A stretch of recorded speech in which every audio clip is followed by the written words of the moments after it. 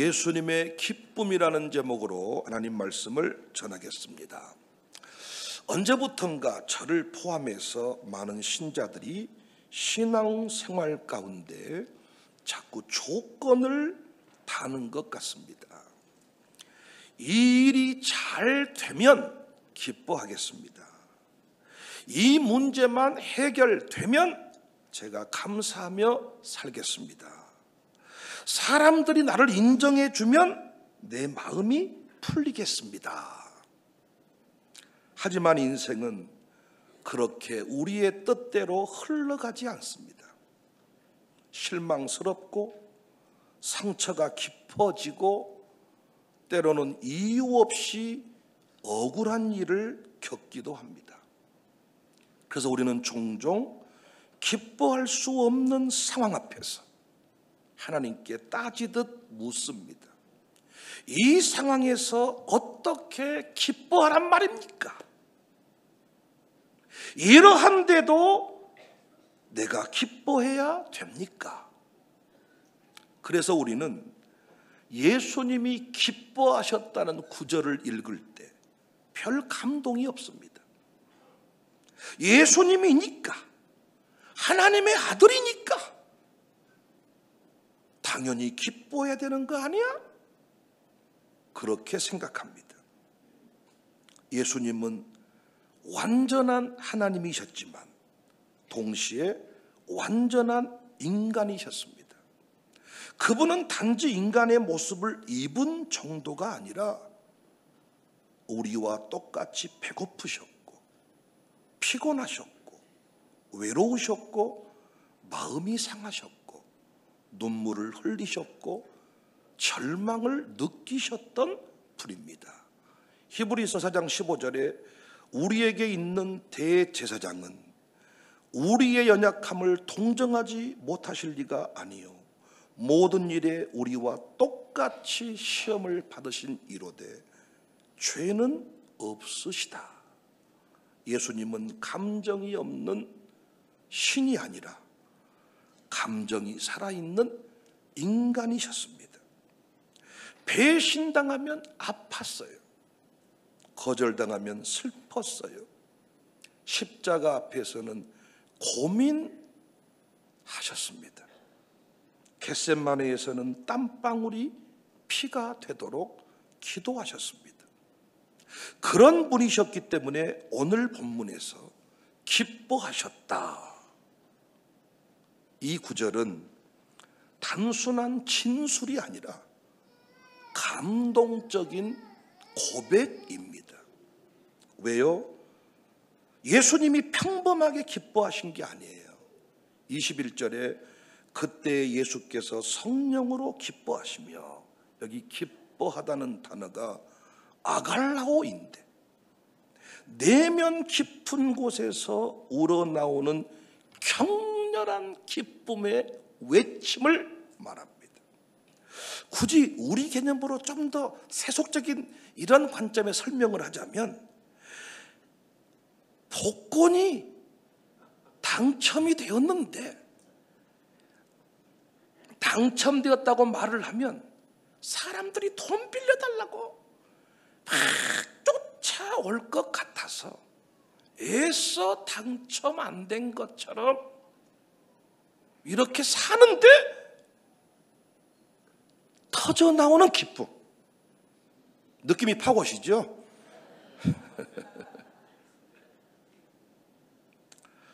그 기쁨이 예수님의 마음을 사로잡고 있었다는 것입니다. 그때가 언제인가? 무슨 일이든 잘된 때인가? 성경을 아무리 뒤져봐도 예수님의 형편이 오늘날 우리 개념으로 단 한 날도 넉넉하고 평안했던 적이 없습니다. 편했던 적이 없다고요. 태어나면서부터 공격을 받고 쫓기는 신세였습니다. 우리 교회 아이들만 해도 태어나면 축복을 받습니다. 근데 예수님은 태어난 순간부터 쫓기는 신세. 왜? 헤롯이 어린 예수를 죽이기 위해서 2살 이하의 사내 아이들을 몰살해 버렸거든요. 쫓기는 신세. 예수님이 목수의 아들이었습니다. 유대 사회에서 별 볼 일 없는 나사렛 출신으로 살아갔다는 이야기입니다. 여러 학자들의 견해에 따르면 예수님의 아버지 요셉은 예수님 어린 시절 이후에 더 이상 등장하지 않는데 혹독한 노동에 시달리다가 죽었을 것으로 추정을 합니다. 예수님의 삶이 오늘날로 치면 넉넉하고 편안하고 살만했던 적이 없었다고요. 공생애를 시작하시고는 거듭된 오해와 비난 속에 살았습니다.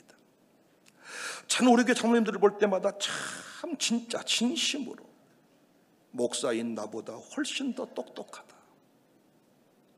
이런 생각을 많이 하는데 예수님의 제자들은 누구 하나 제대로 된 사람이 없었습니다. 배신의 일상화를 경험하는 삶이었습니다. 그런데 우리 예수님은 크게 기뻐하셨다. 억누를 수 없는 감정의 폭발이 있었다. 저는 교회다움의 핵심이 기뻐함이다 했습니다. 잔치집의 영성을 회복하는 것이 신자의 영광이다, 이렇게 가르쳤습니다. 우리 교회는 어떤 상황에도 크게 기뻐하는 교회이기를 원합니다. 우리 교회 경쟁력이 저는 여기 있다고 생각해요. 우리 동네가 우리가 살고 있는 삶의 수준이 웃을 수 없고 기뻐할 수 없는 그런 삶인데 우리 교회에 와서 많은 사람들이 참 기쁨이 넘칩니다. 사람들을 내가 어떤 그 조사하듯이 불신하면서 뜯어보는데 구석구석에 기쁨이 있습니다. 이번에 미션 유럽 컨퍼런스 가운데서도 제가 설교할 때 많은 분들이 박장대소를 했습니다. 강사 목사님들, 오늘 또 우리 선교사님 부부가 오셨으니까 제가 거짓말 안 합니다.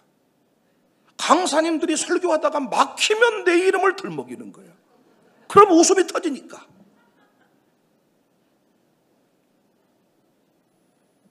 우리 교회를 향한 광주의 기대다고 생각해. 다른 교회는 몰라도 청사교회만은 웃어달라. 청사교회만은 기쁨을 잃어버리지 마라. 우리 교회를 향한 기대라고 저는 생각합니다. 사실 이 설교는 미션 유럽 중에 그 컨퍼런스 중에 조동천 목사님이 설교했던 내용입니다. 그 설교를 듣는 중에 그 컨퍼런스에 참석하는 중에 얼마나 이 말씀이 제게 감동이 되었는지 저는 그 자리에서 다시 설교를 내 수준으로 정리해서 여러분과 함께 나누는 것입니다.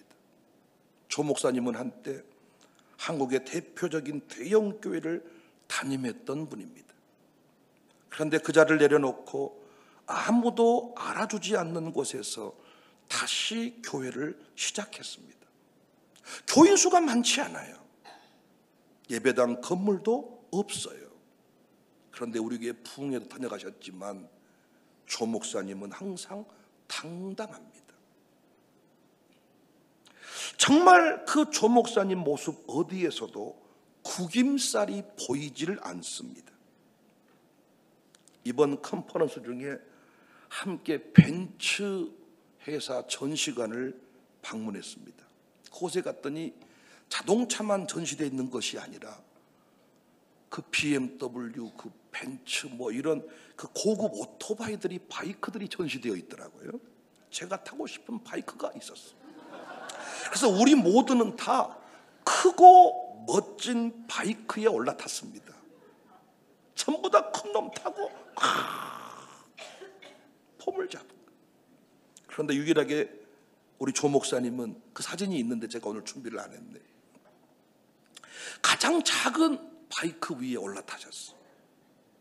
목사님 왜 그거 타셨어요? 물었더니 그 목사님이 나는 작은 걸 좋아해. 목회자들에 대해서 교회에 대해서 대화를 제가 많이 나눴습니다. 조 목사님이 저를 동생처럼 사랑해 주니까 티키타카 하듯이 조 목사님은 내 얘기하고 나는 조 목사님 얘기하고 조 목사님이 나보고 조폭같이 생겼대. 그런데 내가 세미나 하다가 무슨 소리냐고. 진짜 조폭은 조 목사님이다고. 저는 입구에서 대문 지키다가 문 열면 죽어버린 사람이고 조동천 목사님처럼 생긴 사람이 그 조직의 보스일 때가 많아. 또 죽는다고 웃고. 그런데 교회들에 관해서 목사님에 관해서 얘기를 나눌 때마다 저는 그 교회는 몇 명이나 모입니까? 라고 물어봐. 대형교회 목사님이셨고 서울에서 목회하시니까 인적 네트워크가 좋으니까 다 알 것 같거든요. 근데 몰라. 나는 숫자에 관심이 없어. 그 목사님의 몇 마디가 제 마음을 울렸습니다. 그분은 목회자 세미나를 열 때에도 자비량으로 진행은 안 돼요. 회비를 얼마 받는 게 아니라 당신이 1,000만 원, 2,000만 원을 어떻게 이렇게 저렇게 만들어서 가서 섬기고 온다고 합니다.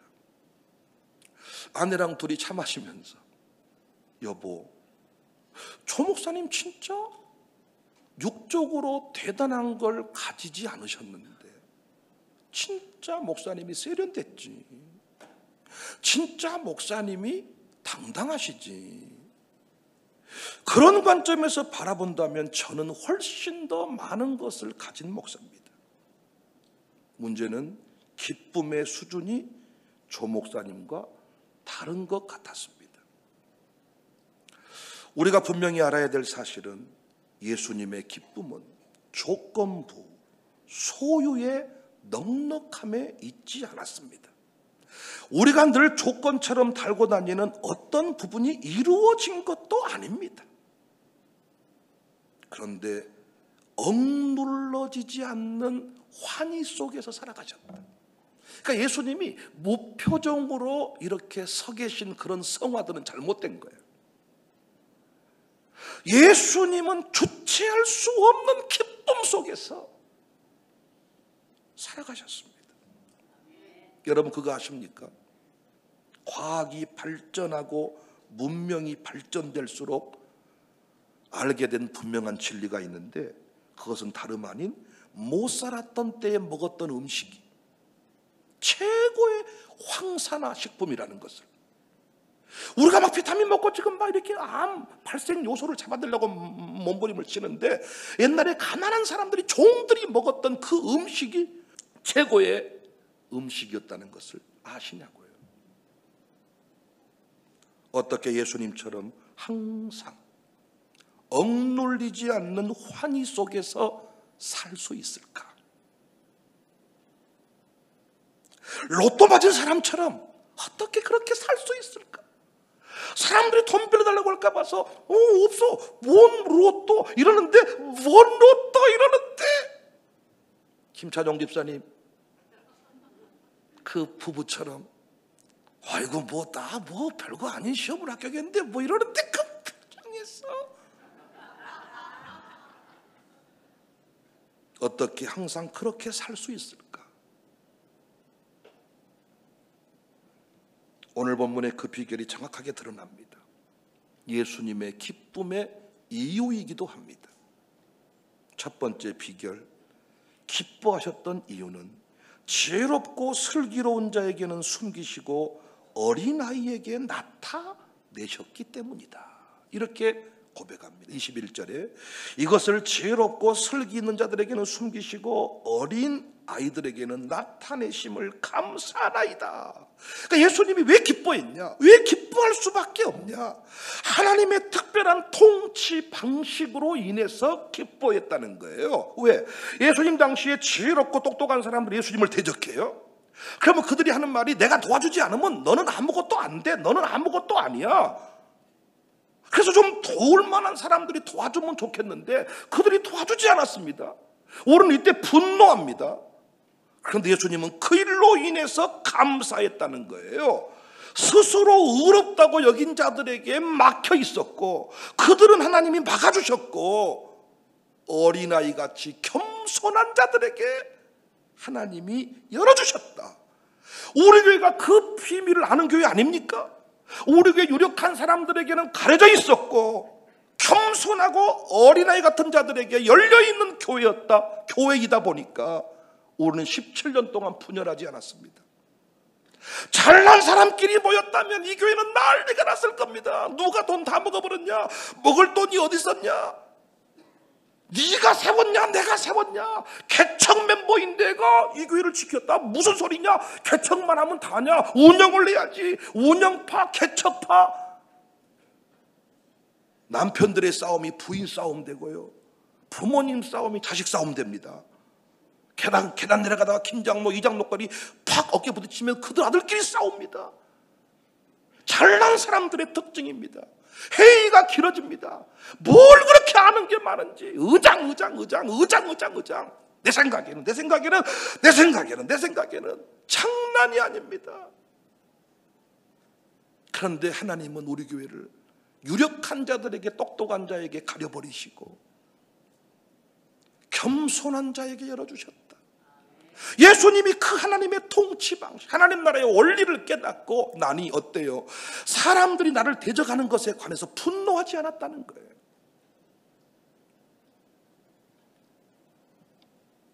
이게 복음의 역설입니다.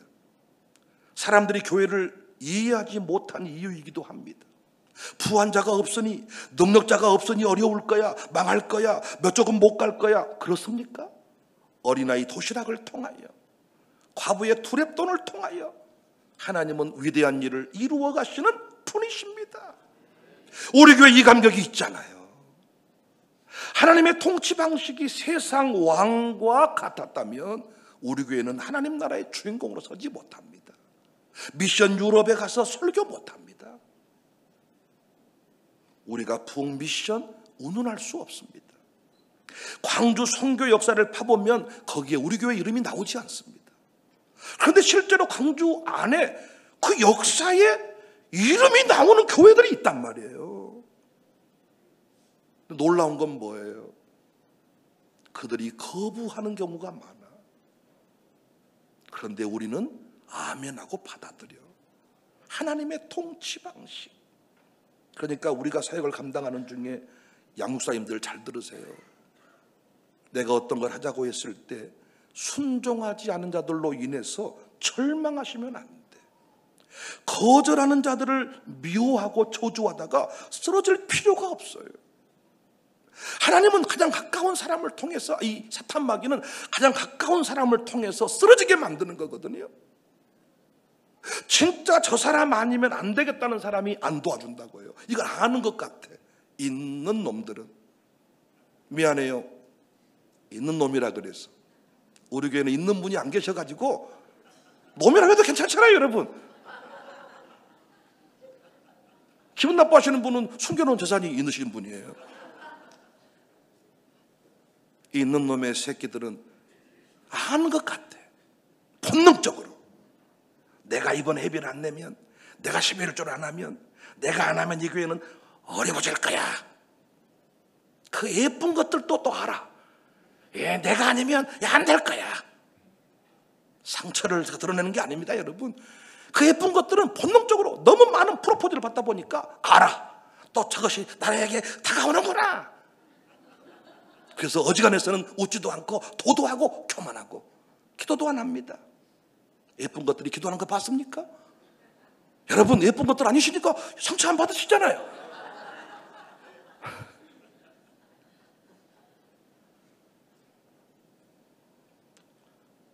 겸손한 자. 그래서 우리는 상처를 받아. 헌금해 줄 사람이 헌금을 안 하거든. 그때 목회적 배신감이 느껴진대. 그래서 목사님들이요, 교회 건축 몇 번 하고 나면 교회 떠난다지 않습니까? 교회 예배당 건축해놓고 목회 사임한대요. 지쳐서가 아니라 더 이상 당신들 보고 설교 못하겠다. 왜? 너무나도 위선적인 삶을 사니까. 그런데 예수님은 그런 것에 분노하지 않았다. 왜? 그것이 하나님의 통치 방식이다. 내 계산에 있는 사람이 안 해. 계산이 없는 사람이 할 거야. 가정교회도 마찬가지 아닙니까? 겸손한 자를 통하여 하나님 나라 역사를 완성하신다. 우리 곁을 떠난 자들로 인하여 절망하면 안 됩니다. 하나님은 교만한 자를 버리시고 교만한 자를 뽑아버리십니다. 겸손한 자를 통하여, 어린아이 같은 자를 통하여 일하시는 분임을 믿으시기 바랍니다. 하나님의 통치 방식을 이해하면 사람 때문에, 돈 때문에 절망하지 않을 수 있습니다. 조동천 목사님에게 많은 목회적 얘기를 들었는데요, 야, 사람 때문에, 돈 때문에 절망하지 않는 비결을 깨달으셨더라고요. 제가 이번 미션 유럽에서 받은 감동입니다. 우리 교회 이 기쁨이 다시, 이 예수님의 기쁨이 회복되기를 바랍니다. 두 번째, 예수님이 기뻐했던 이유는 아버지와의 친밀한 관계 때문입니다. 22절에 내 아버지께서 모든 것을 내게 주셨다. 아버지 외에는 아들이 누구인지 아는 자가 없고 아들과 또 아들의 소원대로 계시를 받은 자 외에는 아버지가 누구인지 아는 자가 없다. 예수님은 어떤 상황에서도 하나님 아버지를 바라보았습니다. 아버지의 마음을 알았습니다. 세상의 비난, 배신, 외면, 이것들이 기쁨을 흔들지 못했던 것은 그 눈이 사람을 보지 않았습니다. 끝까지 아버지를 믿었고 아버지를 보았습니다. 하나님 아버지의 사랑을 의심하지 않았습니다. 그래서 사람들이 알아주지 않아도 괜찮아요. 내 삶이 기대만큼 풀리지 않아도 괜찮아요. 아버지는 나를 사랑하시거든요. 아버지는 나를 알고 계시거든요. 저는 이번 비행기를 타고 떠나기 전에 마음이 힘들었습니다. 진짜 비행기에서 내리고 싶은 마음도 있었습니다. 그 극한의 힘든 순간에 아버지가 떠올랐습니다. 아버지 백정성 목사님이 떠올랐습니다. 그래서 비행기를 타고 떠나기 전에 아버지에게 편지 같은 문자를 썼습니다. 항상 느끼는 것은 아버지와 아들은 하나라는 사실입니다. 평상시에는 아버지가 무뚝뚝하시고 아들을 사랑하지 않는 것 같지만 문제가 생겨서 어떤 문제를 해결하기 위해 마음을 나누고 보면 아버지의 마음과 아들의 마음이 하나라는 것을 깨닫습니다. 예수님이 어떻게 기뻐할 수 있었냐? 사람들이 뭐라고 해도 아버지 하나님이 나를 사랑하신다, 나를 알고 계신다. 요즘 우리 많이 부르는 노래, 주님 여기 계시기에, 주님이 보고 계시기에, 아버지가 보고 계시기에, 아버지가 나를 사랑하시기에 사람들이 몰라준다고 성질낼 필요가 없다는 거예요. 사람들은 모른다는 거예요. 알 수가 없다는 거예요. 이게 하나님 나라의 통치 방식이라는 거예요. 알아줄 것 같은 사람이 오히려 더 아프게 한다는 거예요. 내 아내가 오히려 때로는 더 아프게 한다는 거예요.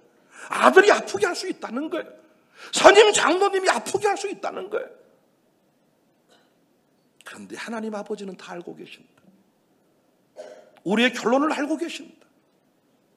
우주 만물의 역사의 흐름을 주관하고 계신다. 끝까지 누구를 바라보았다? 아버지를 바라보았다. 아버지의 사랑을 확신했다. 어떤 상황이 펼쳐져도 모든 것이 선이 되게 하시는 아버지 하나님을 신뢰했다.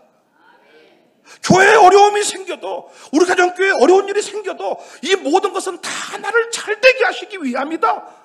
이걸 믿었기 때문에 그 사람으로 인해서 분노하지 않는다는 것입니다. 여러분 어때요? 맞잖아요. 우리가 기쁨 잃어버린 게 소유의 부족함이 아닙니다. 아버지 하나님을 신뢰하지 못한 까닭입니다. 주님이 알고 계십니다. 내가 걷는 이 길이 혹 굽어도는 수가 있어. 하나님은 실수하지 않으신다. 마지막 세 번째입니다. 예수님이 주체할 수 없는 기쁨을 가지고 사신 것은 아버지의 뜻이 이루어진 것에 관해서 감사했습니다. 21절 올소이다 이렇게 된 것이 아버지의 뜻입니다. 예수님이 왜 기뻐할 수 있었어요? 하나님의 아버지의 방향과 내 방향이 일치될 때 아버지의 뜻이 옳습니다. 할 수만 있으면 이 잔을 거두시옵소서. 그런데 아버지의 뜻대로 되기를 원합니다. 왜? 아버지의 뜻이 옳은 거지요. 우리는 반대죠. 내가 원하는 대로 이루어질 때 기뻐하는 거죠. 그 기쁨은 오래가지 못합니다. 내가 고르고 고른 놈, 내가 고르고 고른 것, 오래가지 못합니다. 그런데 하나님이 정한 배필, 살아갈수록 좋아지고 깊어집니다. 저보다는 제 아내가 백화점을 더 많이 다녔고 더 세련됐어. 나 인정해. 내가 고집 피워서 골라온 넥타이는 집에 와서 보면 촌스러워. 그런데 아내가 골라준 것을 가지고 오면 그때는 아닌 것 같았는데 찰수록 멋져. 지금은 좀 아닌 것 같고요. 여러분도 그런 경험 있지 않습니까? 내가 고집을 피워서 막 이거다고 했는데 살아가면서 두고두고 후회하는 거. 그런데 아니다 했는데 하나님 뜻대로 되어서 평생 감사하는 것. 누구 뜻대로 되는 것이 옳다고요? 아버지의 뜻대로 되는 것이 옳다고요. 내 뜻대로 되는 곳이 있다면 그곳이 지옥입니다. 엔트로피가 증가할 때 그 물질은 결국 쓰레기가 되어버립니다. 하나님을 만나고 말씀을 만날 때, 영적 질서가 잡힐 때 그곳에서 생명의 역사가 시작이 됩니다. 유아기의 아이들을 영적 통제력 안에 탁 집어넣을 때 악한 것은 사라지고 그 안에 선한 것들이 하나님의 뜻대로 움직여져 가는 것을 보게 됩니다. 하나님 뜻대로 될 때 이 땅은 소망이 있고 내 인생은 미래가 있습니다. 사람들이 교회를 떠나는 것은 좋은 교회를 찾아간다고 하지만 아닙니다. 편한 교회로 가는 것입니다. 자기 소견에 옳은 대로 행하기 위함입니다. 단언컨대 그 인생은 예수님의 기쁨을 누리지 못합니다. 내가 고집 피워서 가지고 온 것은 금세 실증을 느끼기 마련입니다. 생각지도 못했는데 누군가가 내게 주어진 것은 두고두고 기쁨이 될 때가 많습니다. 여러분 여기 동의해 주셔야 돼. 여러분 배우자들, 목사님이 정해준 배필입니까? 많은 경우는 내가 찾고 내가 고르고 친정 양쪽 부모님이 반대했어도 이놈이랑 내가 이 여자랑 살다 죽어야 되겠습니다. 이렇게 고집 피운 사람이 지금 배우자일 때가 많습니다. 두고두고 행복하셨습니까? 이렇게도 사랑이 괴로울 줄 알았다라면 차라리 당신만은 만나지나 말 것을. 이런 유행가 가사를 여러분은 좋아하잖아요. 그런데 생각지도 못했다.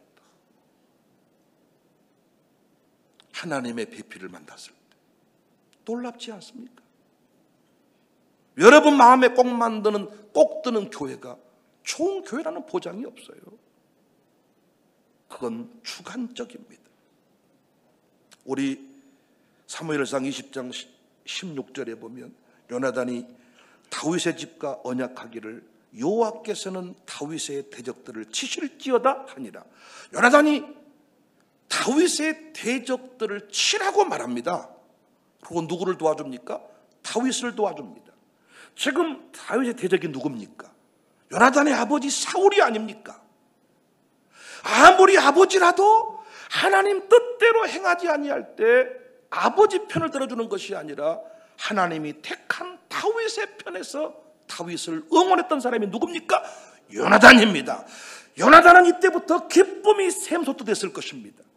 뻔히 아닌 줄 알면서 판이 아래로 구분다고, 그래도 내 남편인데, 그래도 내 아내인데, 우리 부모님인데, 우리 형님인데, 이렇게 하나님 뜻과 충돌하는 길을 갔을 때, 여러분, 그 판사는, 그 변호사는, 그 결정을 한 사람은 밤새도록 괴로워할 것입니다. 내가 왜 그런 결정을 했을까? 평생토록. 그런데 옳은 뜻을 따라갔을 때, 그때는 서운했지만은, 그때는 힘들었지만은 평생토록 감격이 되지 않겠습니까? 저는 한때 컨퍼런스를 하면서 기쁨 잃은 선배들을 비판한 적이 있습니다. 목사님들이 톨게이트를 벗어나면 아이고 후련해지고, 톨게이트를 다시 들어오면 답답해지고, 이것이 어찌 예수 안에 있는 우리 한량없이 즐겁고 이 노래 부르는 목사님의 삶의 모습이 맞습니까? 이렇게 비판했는데, 언제부턴가 저도 비행기를 타고 하늘을 오를 때 가장 깊은 잠을 잡니다. 그 순간이 너무너무 행복합니다. 언제부턴가 난 이번에 하나님께서 이 컨퍼런스 가운데 저를 깨우시는데, 백 목사 너 기쁨이 고갈되었구나. 잔치집에 영성을 외쳤던 백 목사, 너 기쁨이 고갈되었구나. 어떤 물질적인 부족함 때문에 기쁨이 고갈되어 버린 것이 아닙니다. 물질이 있고 없고는 나에게 기쁨이 되지 못했습니다. 지난날의 삶과 지금의 나의 삶에 비교해 보면 훨씬 더 많이 가지고 있습니다. 그걸로 기뻐하는 게 아닙니다. 예수님의 기쁨의 원리를 잃어버렸습니다. 여러분, 난 여러분이 좋은 것은 훨씬 더 어려운 삶을 사시는데 여러분의 미소가 나를 위로해 줄 때가 많았거든요. 여러분은 기뻐하시는 진정한 이 시대의 모델들이셨거든요. 우리 교회의 경쟁력은 여기에 있다고 봅니다. 끝까지 예수님의 기쁨을 잃어버리지 않는 우리 교회가 될 수 있기를 바랍니다. 이번 유럽을 거닐면서 제일 많이 불렀던 노래, 숨을 쉴 수 없을 만큼 많이 아픈데 내가 오늘 또 웃을 수 있는 것은 예수님 때문에, 예수님 때문에. 그 노래 많이 불렀습니다. 오늘 파워워십 찬양팀과 함께 그 노래 부르고 예배를 마치겠습니다.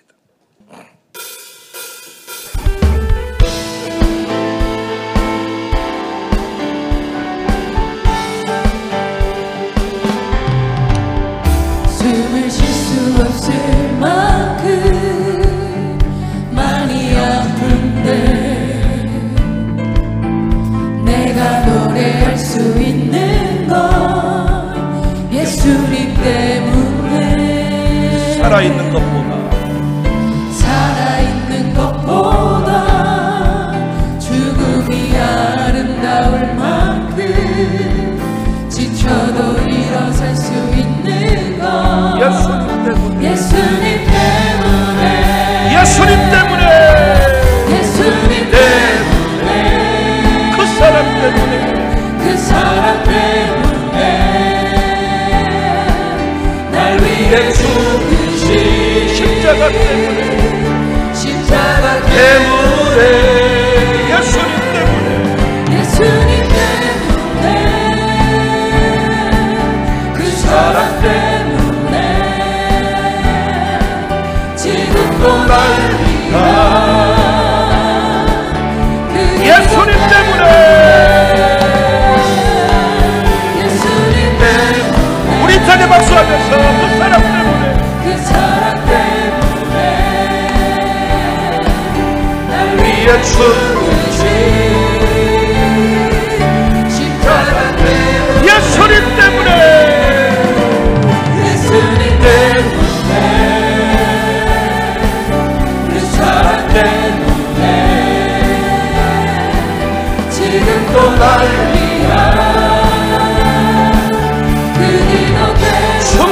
수 없을 만큼 숨을 쉴 수 없을 만큼 많이 아픈데 내가 노래할 수 있는 건 예수님 때문에 살아있는 것보다 죽음이 아름다울 만큼 지쳐도 일어설 수 있는 건 예수님 때문에 예수님 때문에 예수님 때문에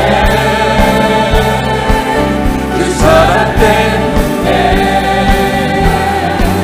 날 위해 죽으신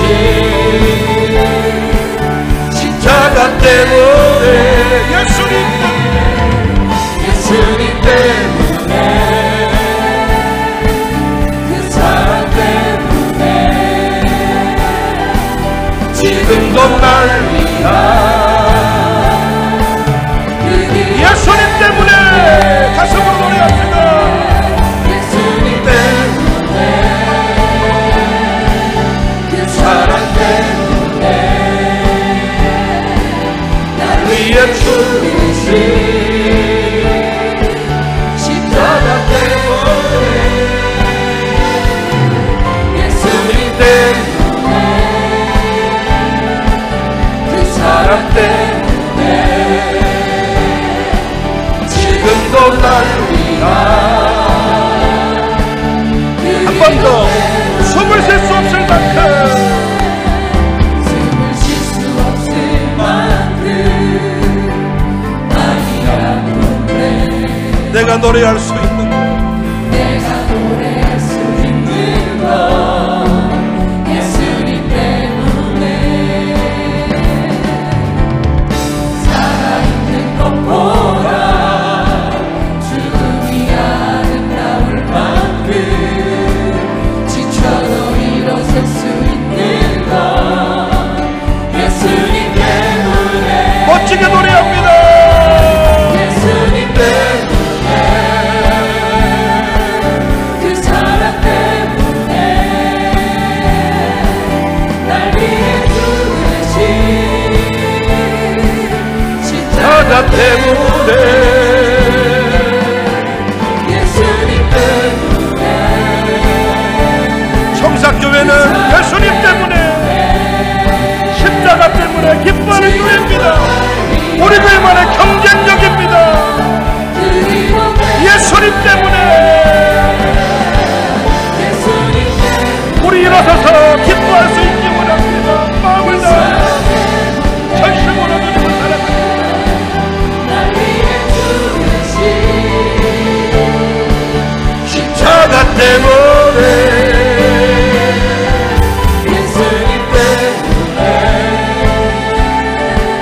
그 사랑 때문에 지금도 날 위한 그 기도 때문에 예수나